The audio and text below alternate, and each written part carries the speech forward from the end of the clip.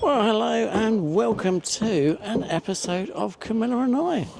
And I was told to meet at this industrial estate. Quick flip you around. Yeah. So I don't know what wildlife we're going to see around here. But anyway.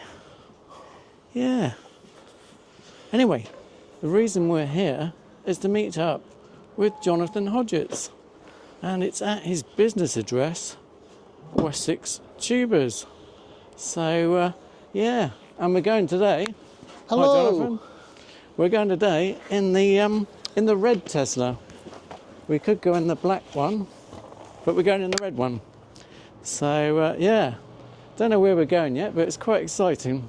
He'll let us know in the car, no doubt. But, yeah, this is Jonathan's business. Jonathan's business selling tubas, I believe, Jonathan. Yeah, all over the world. So if you want a tuba... come and see me if you want a tuba, or any brass instrument for that matter. Anywhere. We sell all the brass instruments, but tubas are our speciality. I've seen some great pictures. I've seen some great pictures on online, behind the scenes. All right, come through here. Okay, quick. Jonathan does actually play the instrument as well. Oh, a mini Tesla. God, that's brilliant. That's my son. Look at that. That's your son. Your son's Tesla. Yes. Brilliant. God, quick sneak preview. Didn't expect this, but yeah. Look at this. Here it's in the warehouse. Oh, let's go on to the low. Every one of these boxes is a musical instrument. Ah, right. God, incredible. Look at that. Look at that. Blimey. That is amazing. Those are bags for tubas hanging from the roof. Yeah, haven't got enough space, so we put them up on the roof, like hanging down from like bats. Bats, bloody large bats. Right, okay. Yeah, and superb cases, just like a big lens. Mm. Yeah, so they're in a secure case, just like a big lens. Well, thanks for that, Jonathan. Yeah, a little sneak behind the. Right, I'll put the alarm on then. Yeah, stick the alarm on. They are well alarmed. I do put the alarm on because there's a bit of value here. Yeah, they don't... yeah, excellent. So, there we are. Anyway, a tuba tour as well. So, yeah, you can skip ahead if you don't want to see the tubas. Anyway, we'll jump in the car now. Waffled on enough. If you want to join us today, we're off for an adventure in the red one. So, yeah, come along. And who knows what we'll get up to. Wildlife photography wise, we'll see. Okay. Doors on this one. Lovely. Here we are. Oh, right. Yeah, and if you haven't been in a Tesla before, well, you're getting a Tesla experience as well. Yeah. Look, shows you the car you're in. It's incredible. And where we're going. Yeah, this technology is unbelievable these days. Absolutely incredible. So it's so smooth, so we should be able to vlog away on the way. So anyway, Jonathan's just come back from India, I believe. India for tigers. The Bengal tiger. Yes, where I did very well. And yeah, I saw some very nice images. I saw them every single day. And I was worried that it was going to be one of those expensive trips where you only got to see one or two tigers. A glimpse the whole in the bushes. Time. Yeah, and they would sort of really be dark and hidden away. But no, not going by I had some Jonathan's Instagram feed. really good encounters. You did. I thought it was absolutely excellent, and there was one shot in particular that stood out, which I think was the one where the tigers were crossing the river.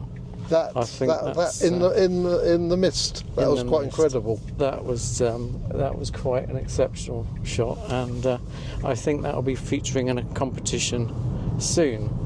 And I think, according to Instagram as well, I think congratulations are in order as well for yourself, Jonathan, for getting through to the finals of Wildlife Photographer of the Year with my hippo image. God. Which I think I've shown before on Camilla and I, but I'll certainly show it again. You can flash it up on the screen. I'll flash it up again now, because wow, it is quite a shot, I must admit. It stood out to me, not being a judge, but and obviously doing local accessible wildlife photography.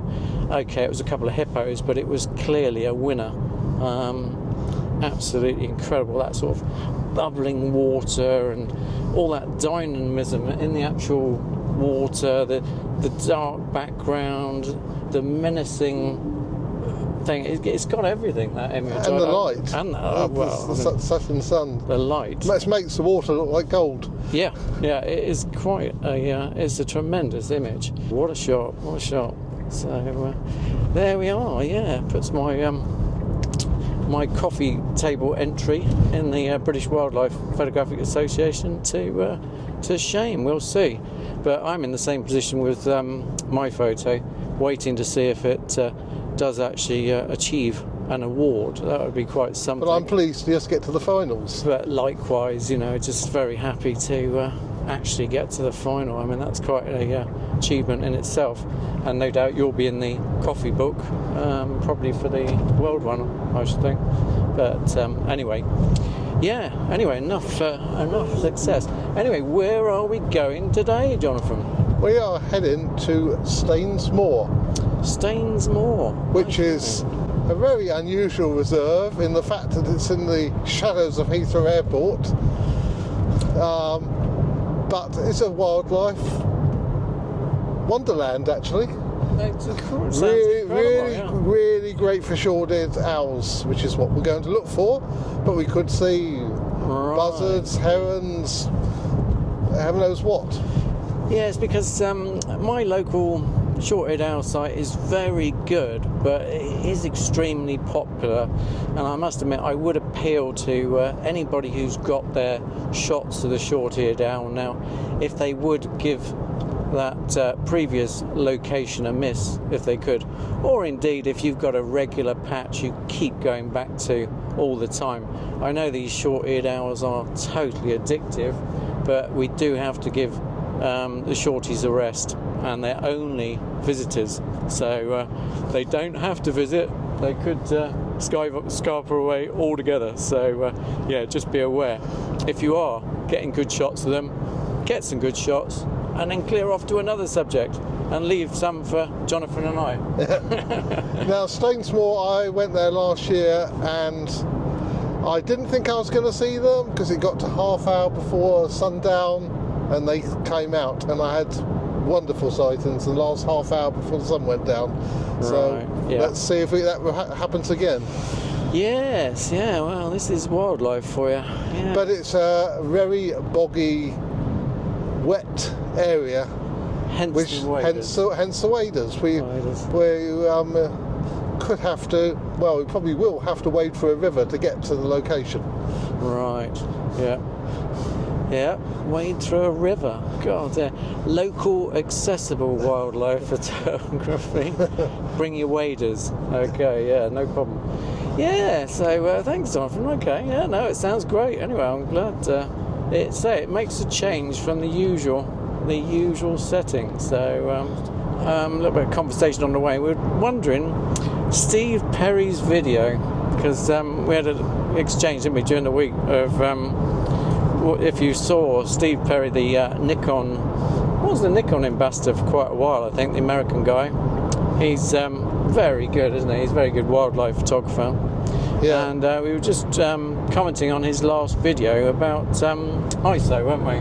Yes. And Jonathan was trying to explain to me what he was going on about, basically, with a few exchanges. And I think I got the picture, but I'm not sure. So I thought I'll ask Jonathan on the way to clarify his thoughts on Steve Perry's video.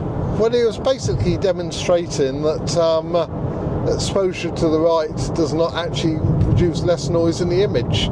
He was doing comparison images with exposure to the right and without, and when you adjusted the image to the correct amount, there was no difference in noise, so it does not help at all unless it's taking the ISO to the second gain, and because some cameras have a second point in their ISO profile, which the noise goes down.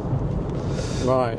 And we have found out that it's 640 ISO on the A1 Mark II and 800 on the A9 Mark III. Yeah. It was, I believe, 500 on the A1 Mark I.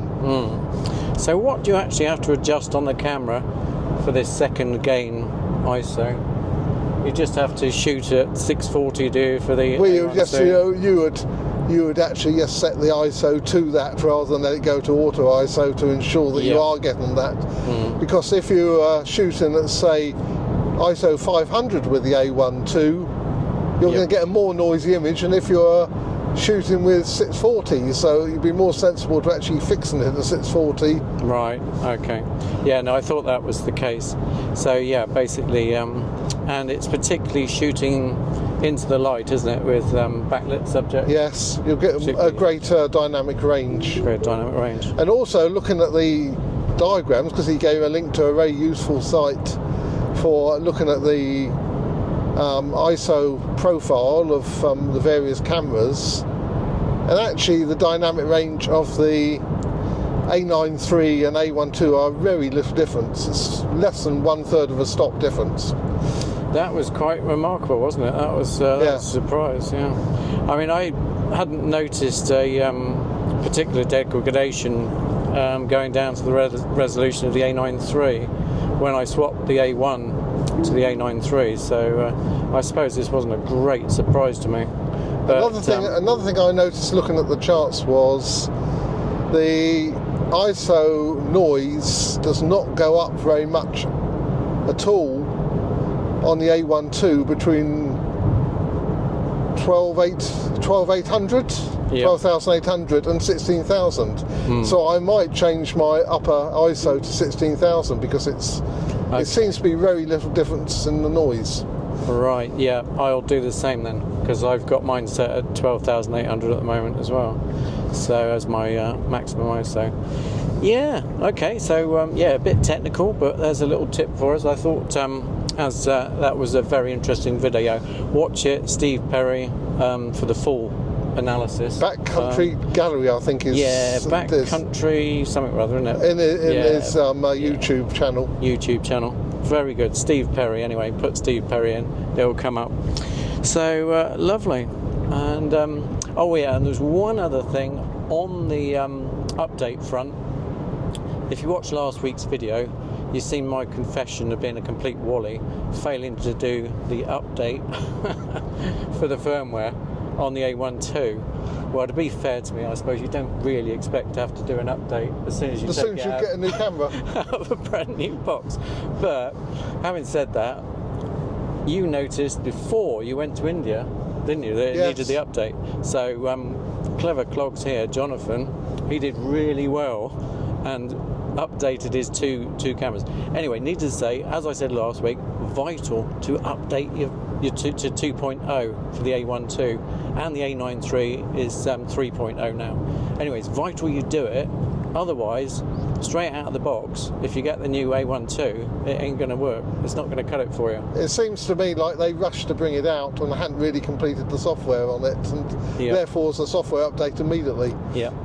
And somebody said to me, I don't like doing updates and whatnot online, and good comment. And anyway, I was able to point him to the Sony website. If you're struggling with the update, go onto the Sony website, and then now you can update on an SD card.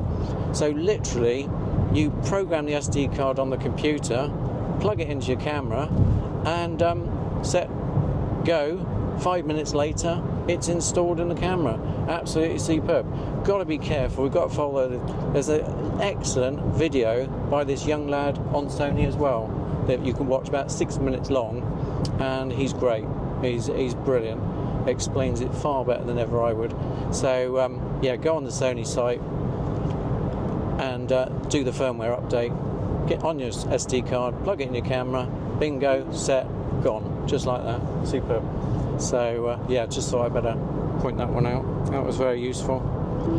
Another thing was from last week, we did our photographing of the swans at Langford Lake, and I was on the 600 and you were on the 300 with 2x converter, and we did the comparison of the images. Yep. And it's surprising what little difference there is. Incredible. The sharpness was identical, wasn't it?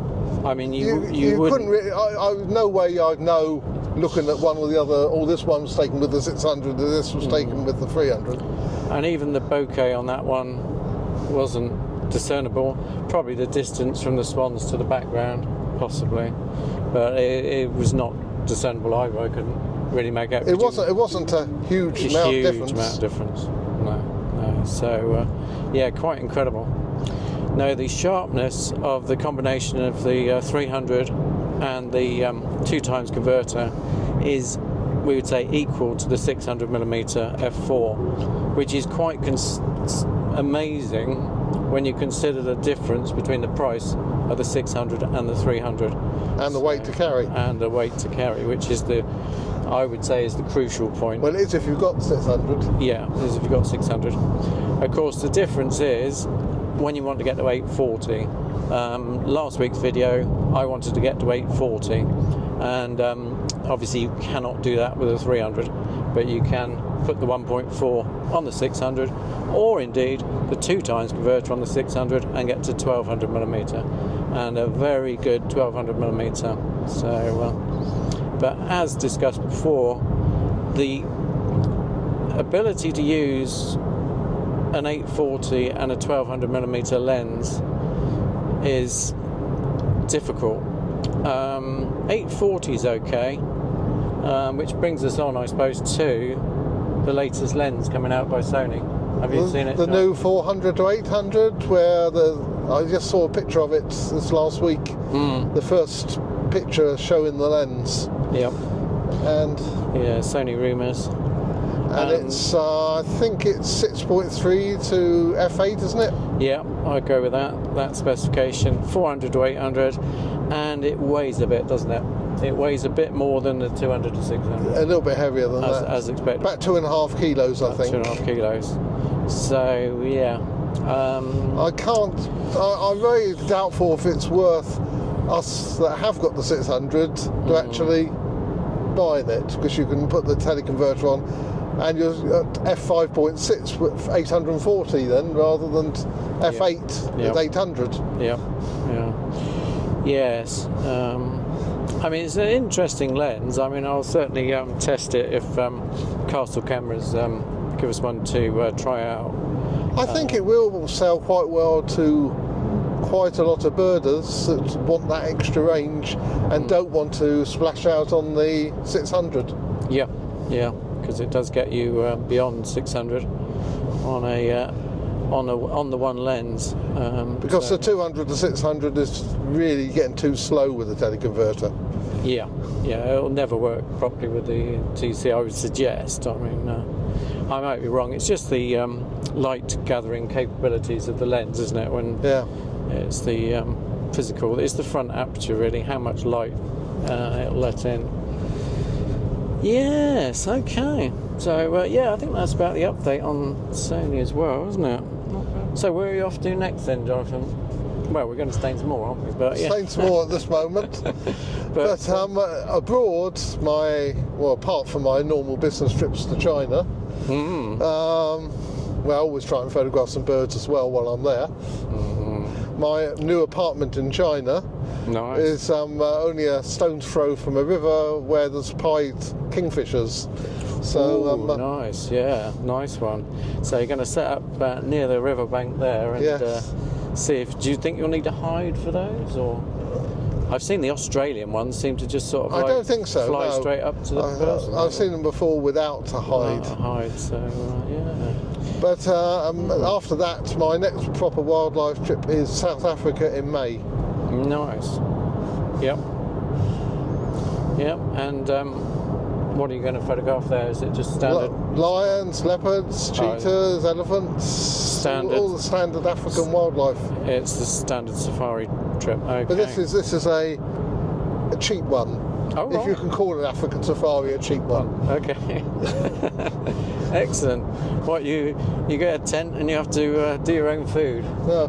Well, when I was in Botswana, I met someone who'd been on this actual trip that I'm going on. Right. They actually been to the same place, and they considered it the same as me. This is a cheap African safari if you just want a little fill-in, to keep you happy during the year. Okay, yeah, fair enough, yeah. But you'd certainly recommend the Bengal tigers?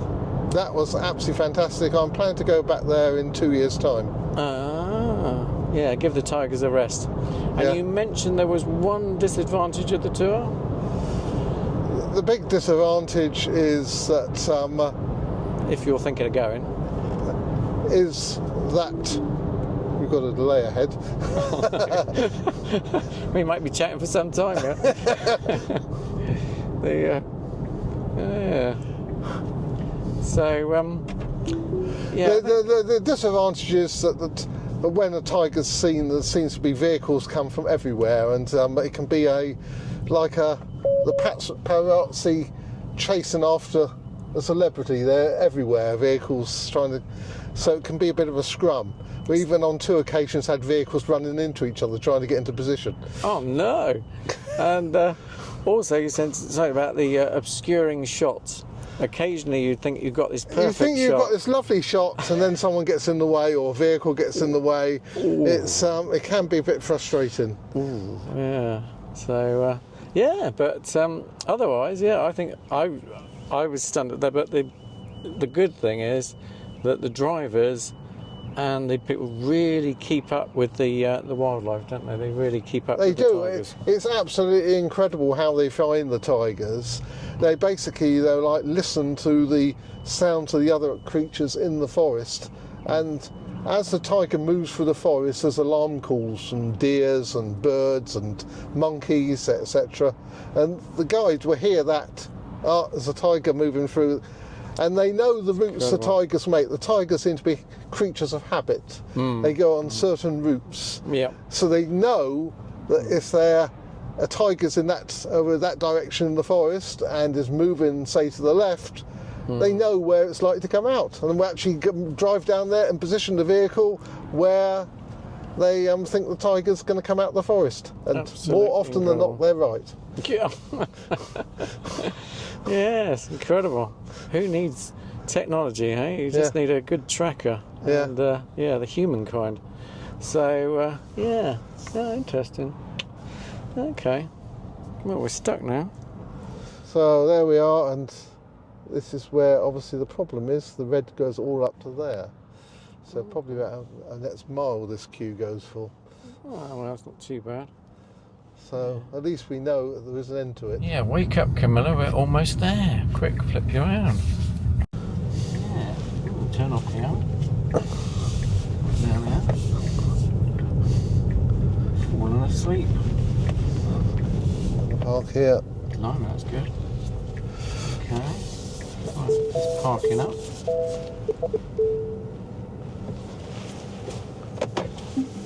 There we go.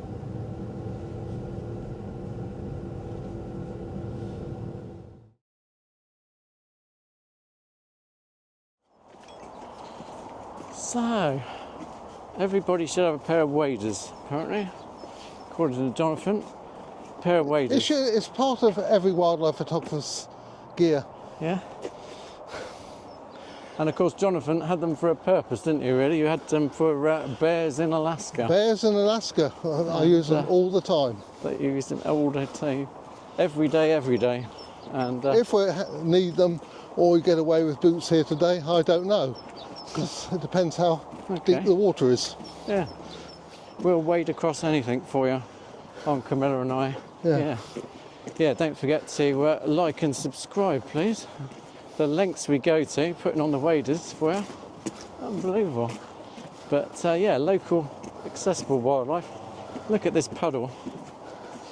Yeah, I can walk right through that now, no problem at all. Don't need to divert at all. No.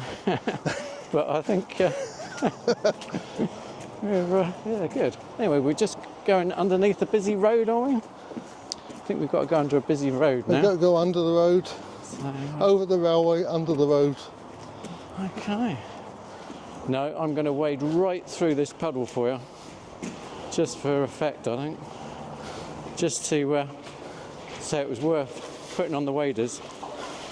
Well, you got to. Just don't drop the camera. I've got to wash away the dirt from Alaska. Oh yeah. Otherwise, I could be cross-fertilising and bring some vegetation from Alaska to the UK. Well, apparently there's a river to traverse as well, isn't there? Yeah. Oh, we've got another jet aircraft coming in. It's a Heathrow. Oh, hold on, we've taken the wrong turn in here. Oh, we've gone wrong. Yeah, we're this side of the fence. You want to be this side of the fence. Okay. Well, we'll walk round. So there was no need to wade through all that water. Look at that. Never mind. Yeah. Anyway, we bumped into what I'd say was probably a local, and hopefully, apparently the shorties have been flying every afternoon recently. So, yeah, you never know. We might be in luck. More like it. Lovely.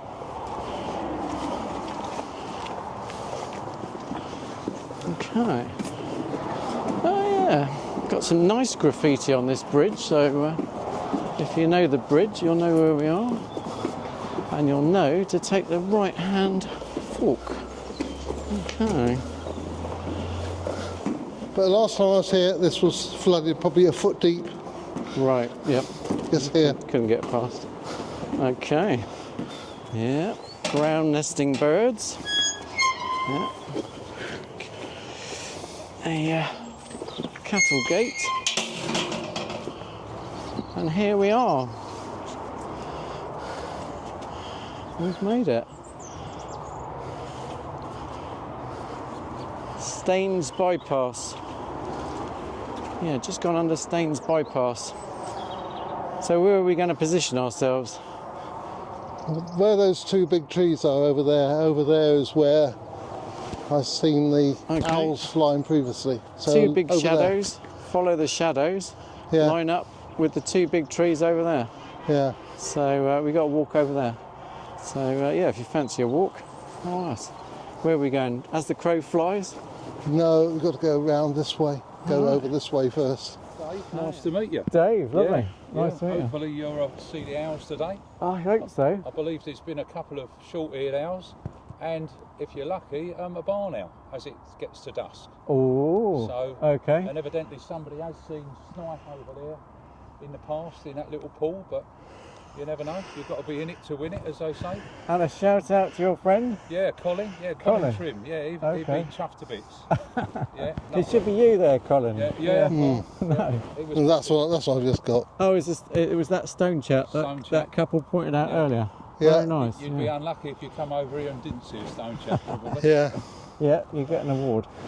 Yeah. There has been, I believe, goose sander on the river early in the morning. Oh. So somebody said. Oh. And a couple of little egrets, evidently. Okay, so this is local knowledge. Thank you very much. Yeah. Yeah, Staines Moor. Staines Moor. So it's my first visit. It's Jonathan's second? Third, actually. Third, actually. All right, okay. Yeah, he's been sneaking visits in when I haven't. He hasn't told me about them.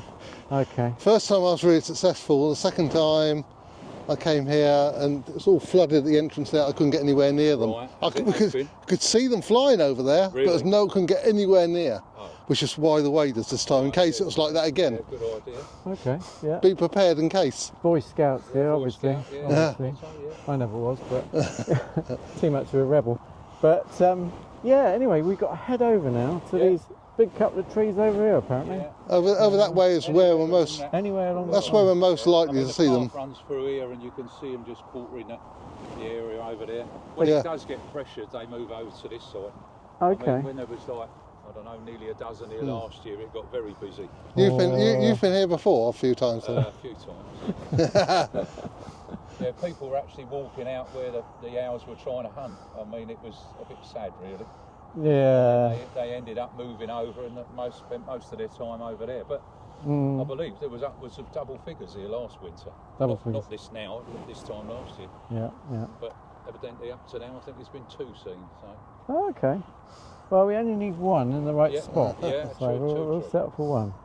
But and a Barney. Yeah, okay. Okay. Well, we're standing on the permitted path. So this is where they recommend you stand if you come to Staines Moor. And basically, the shorties could come up anywhere from the path to the trees in the background. Could even perch on the brambles if you're really lucky. I think we'll have to stay pretty still.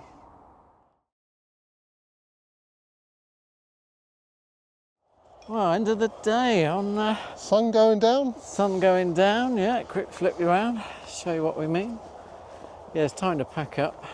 You get to a certain light level and yeah, you're not really going to get anything particularly usable on certainly on Camilla and I. Well, you might get a video, I guess. Still. Yeah, you'll get a little bit of video. So yeah, it's worth doing a bit of video if you haven't got anything else. But yeah, we had a few scrapes, didn't we? Had one shorty got away, flew over. We were both looking at one circling the field, and while we were looking in that direction, one flew over our shoulder. Yeah. Took us entirely by surprise. Yeah, that's the wildlife photography for you. I must admit, you think you're in the right spot, and well, we were, but yeah, literally flew over the shoulder. You can't sort of chase them round.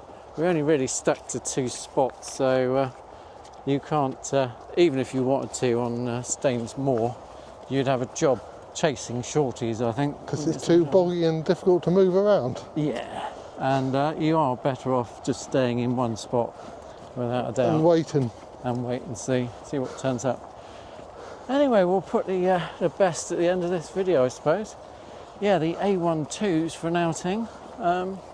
Yeah, I still finding some autofocus issues, but it is very contrasty, low light situation, I suppose.